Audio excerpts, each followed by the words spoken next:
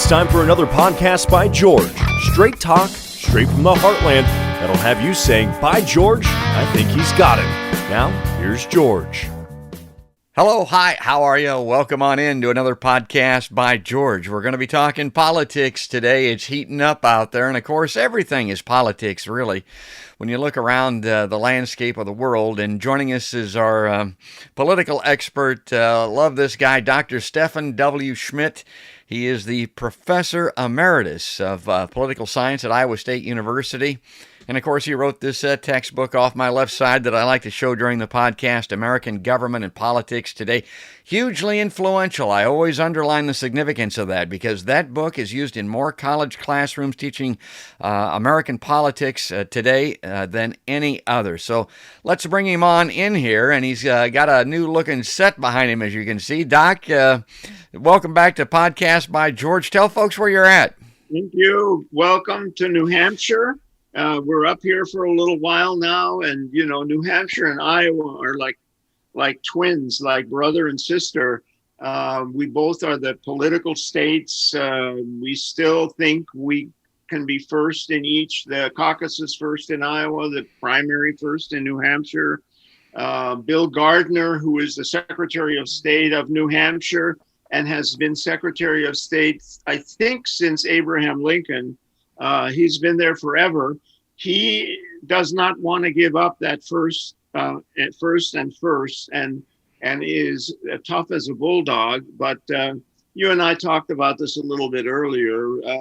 I'm wondering, you know, if the tradition that's been there now since 1972 or so isn't going to change and go away, and we're going to have some other process for selecting presidential candidates. You know, primaries, probably the caucuses are kind of, they're tough for people. You know, you have to get up and go at night, and it can be snowing or raining or whatever.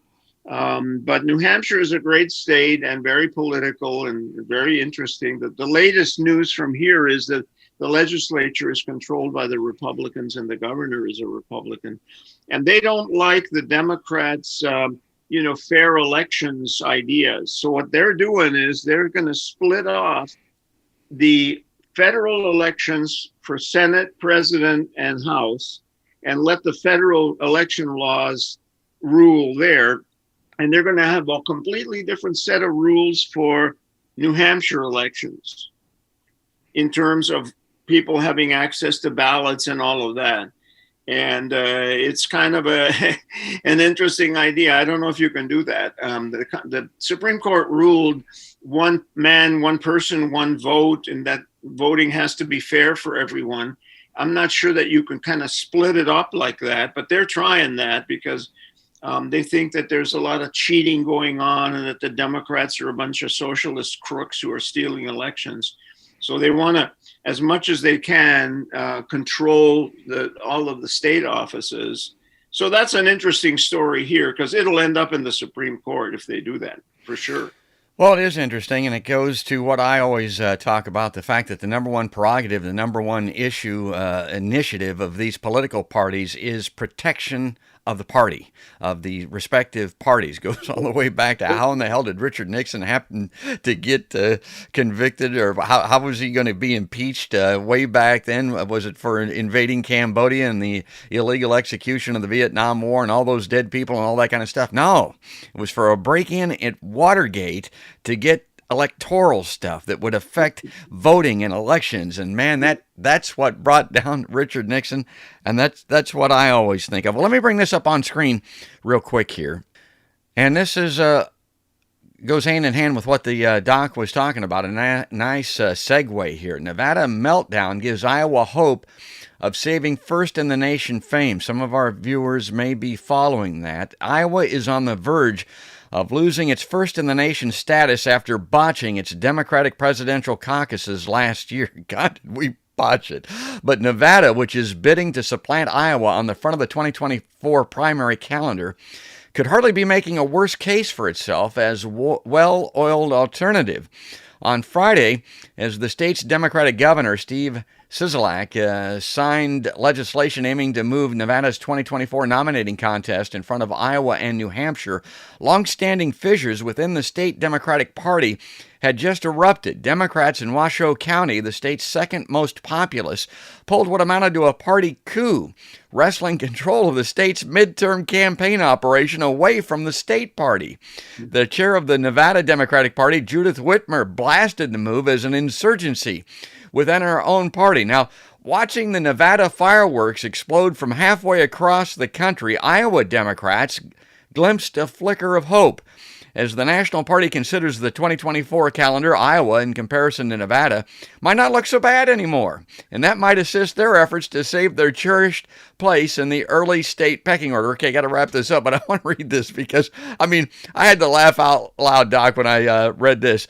Putting on one of these is a mammoth undertaking, yeah, said Dave Nagel, a former congressman and former Iowa State Democratic Party chair, and you can't have the organizers in open warfare with each other. He said, that's never happened in our state. That's what made me laugh out loud because, again, I'm thinking about the Iowa caucuses last year, the Bernie Sanders fiasco with his supporters within the Democratic Party in 2016 and 2020.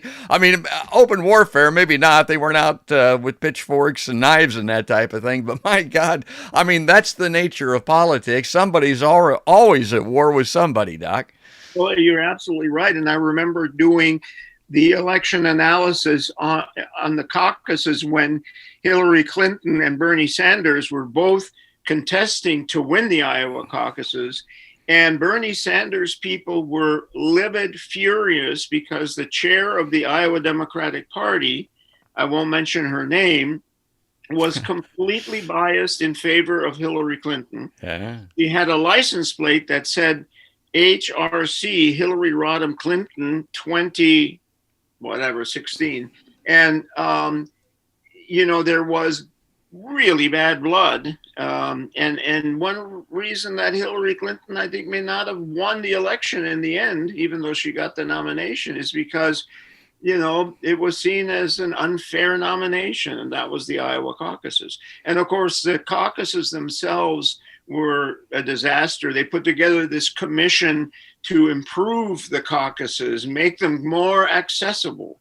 And it was a giant group that had every single faction and whiner group in the Iowa Democratic Party sitting around the table.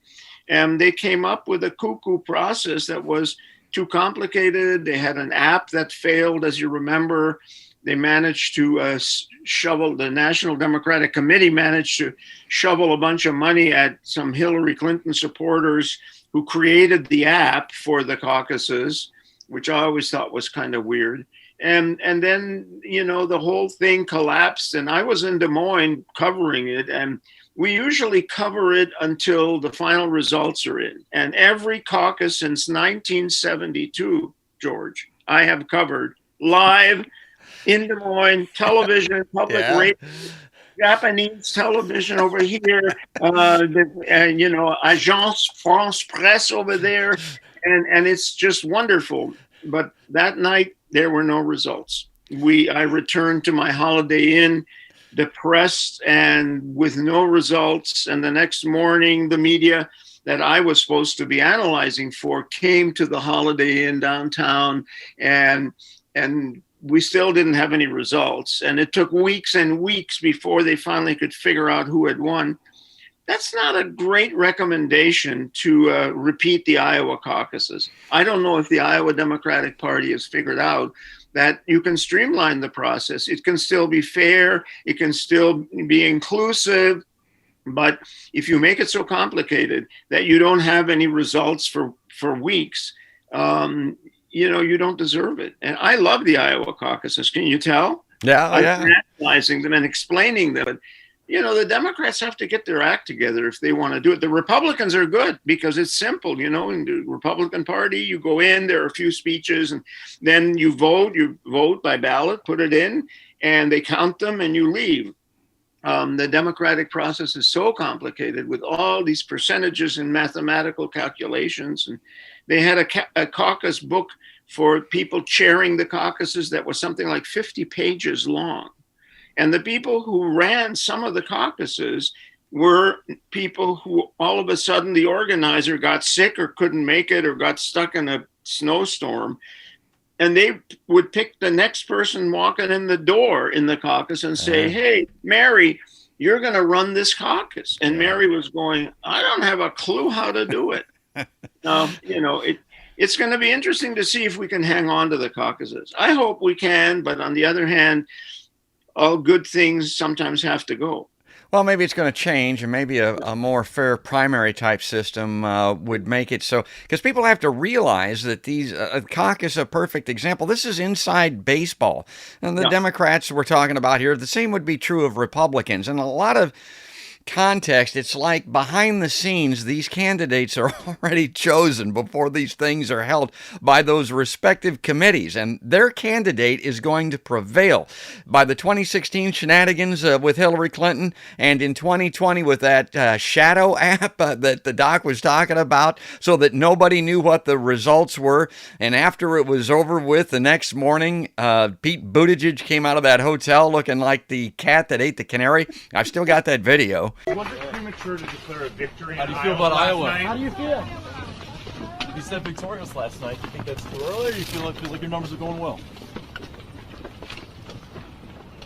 And they're going to get, their candidate is going to prevail one way or the other, is the way that it looks to me. Now, that said, that sounds a lot like a big Bernie defender, and I like Bernie too, but go ahead, Doc. You just made the case that a gay former mayor of South Bend, Indiana, which is a town that I love. I stay at a hotel there all the time. It's the most beautiful motel or hotel in the United States. Notre Dame. Could win the caucuses. He wasn't supposed to win the caucuses. Donald Trump was not supposed to tie with one of the top Republican contenders, Ted Cruz. And so the caucuses, in some sense at least, have been somewhat of a surprising element.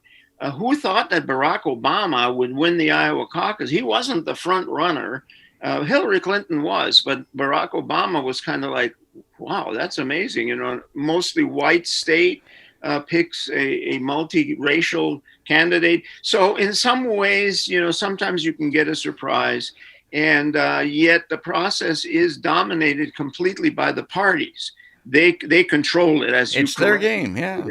They run them, and independents or people who are, maybe affiliated with some third party, they don't have much of a chance. It's two parties, Democrats and Republicans. Well, we're probably more than halfway finished already with this podcast. When the doc and I get talking, I was like, God, we could do hours of this stuff, and I hope people enjoy it. Yeah. This is interesting and important because 2024, when the next real important, they have caucuses, all the time, because those are party events where partisans, people in the party, leaders get together and they write all kinds of platform things. It's only every 4 years that they become an international phenomenon for president. But 2024 is going to be pretty important. I'm not sure that Joe Biden is going to run again. For the Democrats and for the Republicans, wow, that is going to be a phenomenal, Oscar night, because is Donald Trump going to run again? Is Mike Pence going to run? Who is going to be the contender? And Iowa, New Hampshire could make a difference. Have you noticed Mike Pence was just here in New Hampshire? He gave a big speech. He was just in Iowa giving a speech to Republican activists. Don't tell me he's not getting ready and laying some of the groundwork for 2024. Otherwise, why would you come to New Hampshire? It's beautiful. There's a lake out here, we have lobsters down on the shore and all that. But that's not why he came. And Iowa is beautiful too. But that's not why he went and gave a speech to a bunch of Republican activists. So the 2024 election has already begun. The selection process for the candidates for president for each party has already begun. Yeah, Pompeo's out there running around too, that ex-CIA spook that is on the record on video, admitting that he lies, cheats, and steals, and he's out there testing the waters for the Republicans as well. Well, before we run out of time here, here's a point that I'm making to folks now, and this really is interesting, and it really is significant, important. But as I mentioned on my last podcast, for everyone, really. These things that people that are interested in politics, it's like a board game. I mean, it's like a hobby almost. They're so tied into this. All of this becomes irrelevant with one nuclear accident. All of this becomes irrelevant with the Western United States running out of water or having to flee forest fires and that type of thing. The politics, everything that we're interested in, is all tied to this. I want to bring this up on screen because this is what's happening right now. Okay, this is out of Brussels, and it's that the headline on this. Let's go to that. Biden, Russia and China seeking to drive a wedge in NATO solidarity. President Joe Biden used his first NATO summit since taking office to warn of Russia and of China's growing power, repeating a call that the military alliance needed to prove to the world that democracy can still prevail.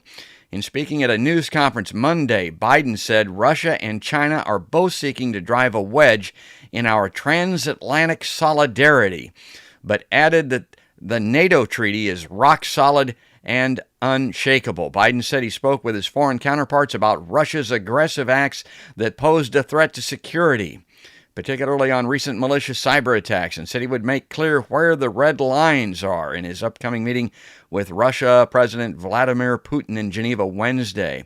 I'm not looking for conflict with Russia, but we will respond if Russia continues its harmful activities, said Biden.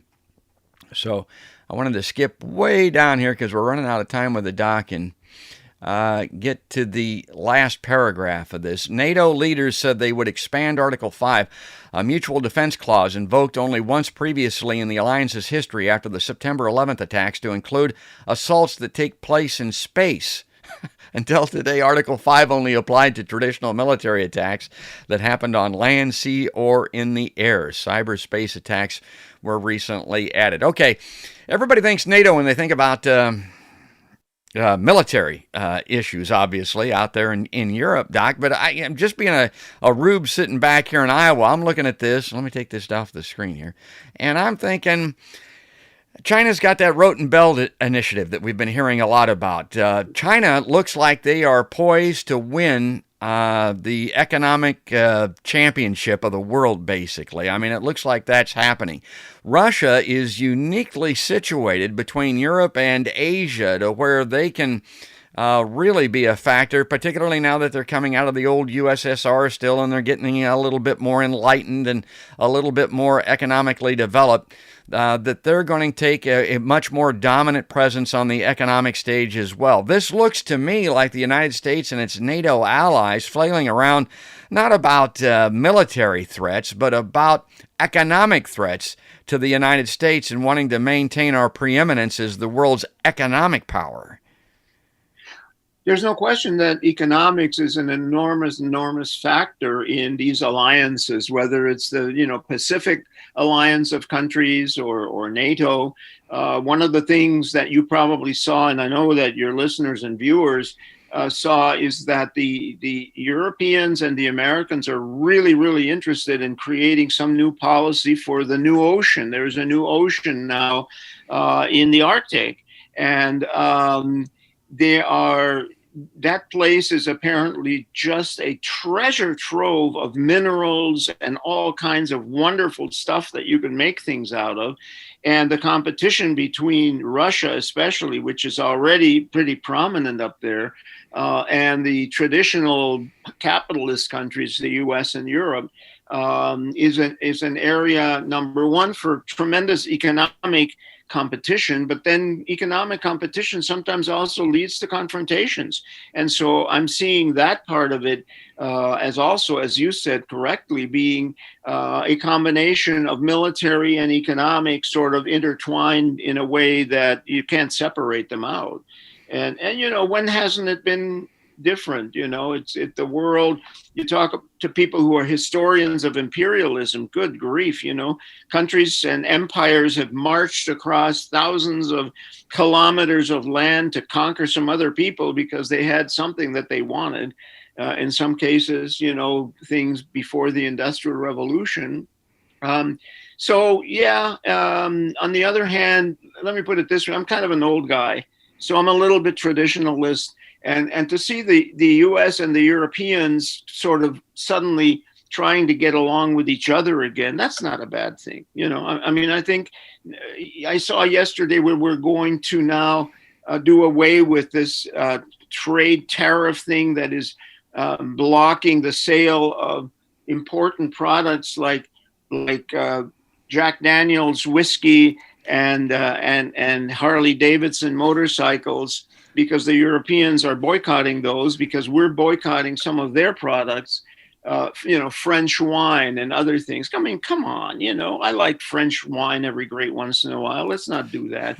And the Europeans love Harleys and they love Jack Daniels. We're lucky that, that we can get that stuff sold. And so loosening up, those conflict lines, to me at least, is helpful. It creates some jobs and it cools down the tension between us and the Europeans. It's bad enough that we have these tensions between China, the US, the Europeans, and Putin and Russia. Then add to that, conflict with, Belgium. I mean, why do we want to have a conflict with Belgium? Let's stop all of that. And so I guess, a lot of people, and you're right, the world is facing a lot of challenges that are tremendous, that can be existential. They can end the way life is. Why am I somewhat of an optimist? Because I guess I think that every once in a while human beings can step back from being stupid, and politicians even, and say, wait a minute, this is not doing all of us together any good. So we can work with the Russians on climate change and on sea level rise, which is going to be a disaster.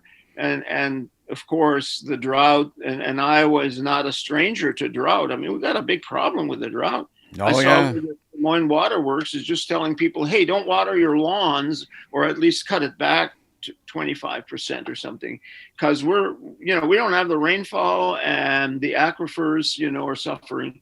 So those things the US and NATO alone cannot solve, and the Russians can't solve, and the Chinese can't solve.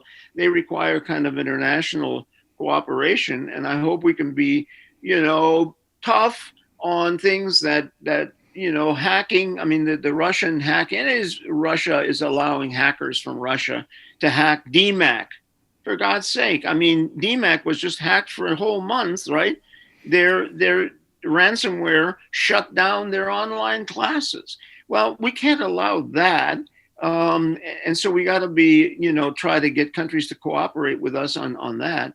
But on the other hand, we should work with other countries like Russia and China to try and solve what I call the mega problems. Yeah, and anytime Russia gets mentioned, I got to put in a little caveat here. I mean, when those cyber hacks were first announced, they were flatly stating that those came from Russia. Then they said Eastern Europe, and of course it's always couched in terms, because it's coming from the intelligence communities by and large, believed to have come from, thought to have come from. So maybe they did, but that does not mean they're coming from the Russian government or military, or that Putin's behind it or whatever. I'm not an apologist for Putin, but I just don't want to get us all blown up. That's exactly what the doc was talking about with the fact that it looks like while NATO nations are going to collaborate and get along better, and that's good for us, it looks like they're ramping up the Cold War again with Russia in particular, and now it looks like with China because of these economic issues. And as the great Lee Camp said that was on my podcast, a lot of people think follow the money. Then people that are a little more forward-thinking thought, no, follow the oil.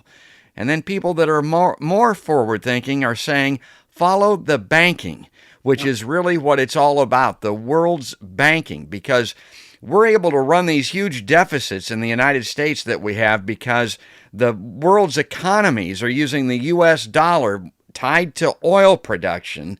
And as long as that's the case, we're okay. But if China and Russia take control or cut into that world's banking to where that U.S. dollar, that petrodollar, is not the currency required for the purchase of oil any longer, Doc, we got trouble. Well, it's true. It's true. And, I'll tell you, a friend of mine who is somewhat of a cynic, but a brilliant guy, said, what was wrong with the Cold War? It was a nice time. They were the bad guys. We were the good guys. We knew we couldn't go to war because we would mutually destroy each other. Yeah. There was a good balance, and we prospered. The economies were okay. There were good jobs. When the Cold War disappeared, things began to get really wonky and uncertain. I don't agree with him, but, that's somebody else's point of view. Sometimes stability can benefit you, but we have to move beyond that, obviously. I mean, you're absolutely right. We have to get to a point where the international community can work with itself, and where nationalism and national power and sovereignty and dominance are not the number one, effort of governments and countries, especially when you're facing, things like we face today, which are serious problems. Yeah, and Biden's meeting with Putin, maybe even before this podcast gets aired. But here's what I would say with Biden. That's a lot of tough talk that we saw there in that article. But you want to be tough? Détente.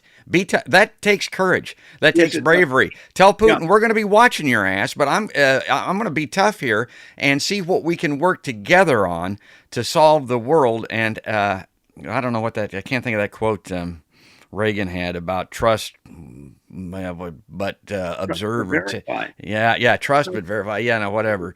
Let's try a little bit of that, for God's sake. Well, Doc, we're out of time. I got to give you the closing comment here because you're so good at it. I want to give you the last word here on this PBG. I am hoping that out of this NATO meeting and the meeting with the G7 and the fact that President Biden is trying to sort of collaborate with that international community that we've had a long standing relationship with since the end of World War II, at least, and even before that, that will calm down the waters and lead us to be able to negotiate with the Chinese to end, tariffs that are destructive to us as well as to them, and get us back to essentially a more conversational international environment where we talk to each other. And that would be good.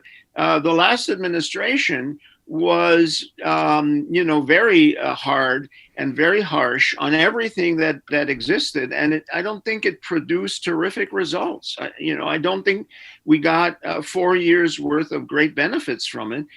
We did not bring back a lot of jobs because of the tariffs, because American industry depends on imports of raw materials and inputs from places like China. Why can't we build cars right now? Because we can't get enough computer chips from China for the cars that we're building down in Arkansas. The world is not a world where we are the only country with a great economy and we can do everything. You can't build Boeing aircraft without importing all the different pieces and putting them together in Washington, Bellevue, Washington, Washington State, because it's an international interconnected system. And we have to recognize that and make it a fair system and make sure American jobs stay good, and I hope we can get benefits back into those jobs and retirement and pension plans so that our standard of living doesn't sink down to our competitors. But I'm optimistic, George. Today I'm optimistic. I'm glad of it. I would just end with this. Don't put trust in your governments as far as intelligence is concerned on this nuclear stuff.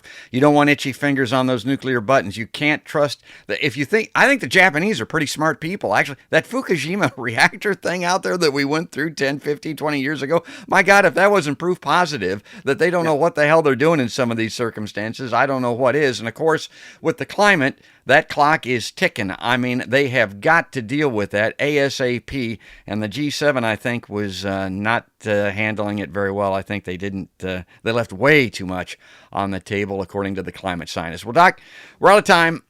Enjoy your time out there in the great state of New Hampshire. We'll circle back probably before you get gone from. Well, it's the Granite State, right? The Granite State. Yeah, that's great, folks. Building roads in New Hampshire requires huge amounts of dynamite to get the granite out of the ground or off the God. side. Yeah, it's unbelievable. We're so lucky in Iowa. We just have dirt. They have massive granite that you have to drill and blow. I hear the explosions all the time when they're expanding, the big highway around here. Oh, got it. They're blowing up the granite all the time. Oh, good. Let's send the Iowa fireworks enthusiasts out there to live so they don't keep me up at night. Folks, that's Dr. Stephen W. Schmidt. We're out of time. God, I just love it. He's the professor emeritus of political science from Iowa State University. He wrote this book, Off My Left Side, American Government and Politics Today, and he's a frequent guest on Podcast by George. Doc, thanks again. Thank you.